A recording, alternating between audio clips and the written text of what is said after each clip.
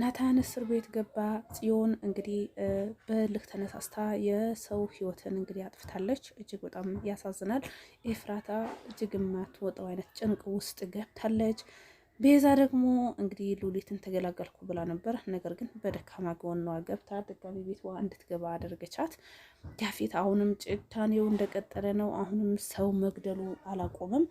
ይሄ ነገር መቼ ነው የሚያበቃው? እጅግ በጣም እውነቴን ነው የምላችሁ ያሳዝናል። በቃ በዚህ ልክ የሰው ልጅ እንደው በዚህ ልክ ህዝብ እስኪጨርስ ወንጀል ሲሰራ ዝም መባሉ እኔ ድራማው ራሱ ለምን መረዘም እንደፈለገ አይገባኝም ማለት ነው። ምክንያቱም ስንት ሰው ህይወት እስኪጨርስ ድረስ ነው። አሁን ለዚህ ሰውስ አንድ ሞት ብቻ ነው ወይስ እንዳው እንደሌላም እድሜ ያኔ ኢፍታህ ስርዓት ነው የሚገባው? ወይስ ይሄ ሰው ሁላ ሰው ገሎስ ምንድነው ቅጣቱ የሚለውና ያለን። አሰላሙ አለይኩም ወራህመቱላሂ ወበረካቱ። ተናፈቂ የሆናችሁ የሸብተ ሰዎች እንዴት ናችሁ? ሰላም ናችሁ ወይ? ሁላችሁንም በያላችሁበት ያለ ህዝነት ረዴታ ይላችሁ አላህ ይጠብቃችሁ። ሀገራችን ሰላም፣ ህዝባችን ሰላም አላህ ያደርግልን። ሁሌም በመልካም ነገር ሰበብ ምክንያት የምንሆን አላህ ያደርገን። በመጥፎ ነገር ሰበብ ምክንያት ከመሆን አላህ ይጠብቀን የምላችሁ እኔ አይሻ ነኝ። እንግዲህ ዛሬ በሌላ መጥተናል። ሀረግ እጅግ በጣም ያው ሌላ ትርምስ ውስጥ ገብተዋል ማለት ነው። እንግዲህ ጽዮን ያው ገላዋለች ወይም ደግሞ በቢላ ወቅተዋለች ማለት ነው። እንግዲህ ለምንድን ነው የወጋችው? እሷ ግን ያ ቪዲዮ የፖሊስ የሰጠ መስለዋት እንደውም ሌላ በዛውንም ሌላን ፋይል ነው የከፈተችው ማለት ነው። ጽዮን የተረዳችበት መንገድ ማለት ነው። ምክንያቱም እሷ አላወቀችም ስለ ዶክተሩ ታሪክ ማለት ነው። አንዳንዴ በግልጽ መውራት ያለባቸው ነገሮች በግልጽ ሳያወሩ ጭራሽ ሌላ ፕሮሰስ ነው የሚከፈተው ማለት ነው። እንደዚሁም ደግሞ እኔ አሁን ጽዮን ሄዳ ለኢፍራት ያለው ነገር ብትነግራት ታስረዳት ነበረ ማለት ነው።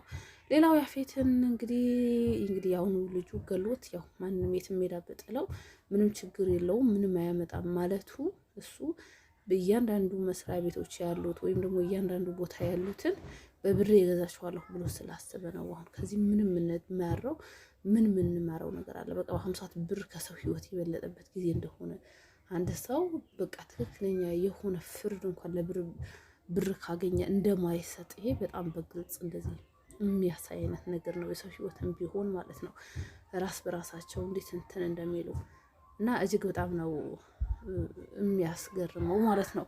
በዚህ ልክ እንዲህ ሲሆን ያሳዝናል።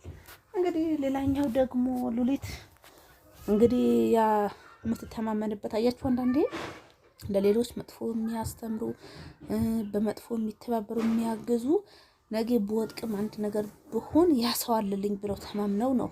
ግን ከሉሊት እዚህ ጋር ይሄ ያፌት የፈለገ ነገር ይሄ ያሰልይልኝ፣ ይሄ አርግልኝ ይላታል።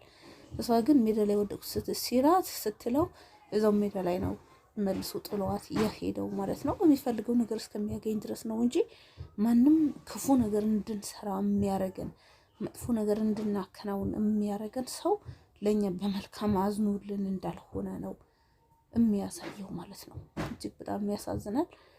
እንግዲህ ይሄ ነው ገኒ በተለይ ደግሞ ራሱ አሁን ገኒ የልጇ ያገዘቻት ልጇ ጋር ናት። ነገር ግን እንዴት እንደሚያመናጭቃት እንዴት እንደሚናገራት ነገር ግን እሱ አላማ ከልጇ ጎን ሆና ልጇ እንድትቀርባት እንድትወዳት ያለውን ነገር እንድታማክራት ስለሆነ የምትፈልገው ማንኛውም ነገር ቻል አድርጋው እየያዘችው ነው እንትን ያለችው ማለት ነው። ገኒ በነገራችን ላይ ኤፍራታ ስለ ልጇ ልትነግራት ነበረ። ያንቅልቅል መጥቶ ነው እንግዲህ አቤላ ያው እንዳትነግራት ያደረገው። በነገራችን ላይ አቤላ በአሁኑ ሰዓት ከጅልነቱ አልፎ ወደ ማሳቂ እየመጣ ነው ማለት ነው። የሆነ አንዳንድ የሚያደርጋቸው ነገሮች ምግብ ስሉኝ አታመጡም ወይ እኔስ ወጣ ልትበሉ ነው ወይ ልታወሩ ልታሙ ነው ወይ ምናምን አለ አይደል?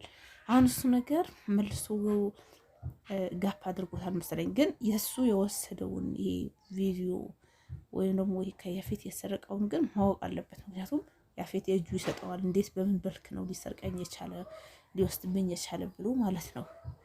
እና በጣም ነው የዶክተሩ ሞት በነገራችን ላይ በጣም ያሳዝናል ማለት ነው። ያው የኤፍራታ እንግዲህ እየተከታተላትም ነበረ ማለት ነው ያፌት። ለዛም ነው ውጤቱ ቀየረው።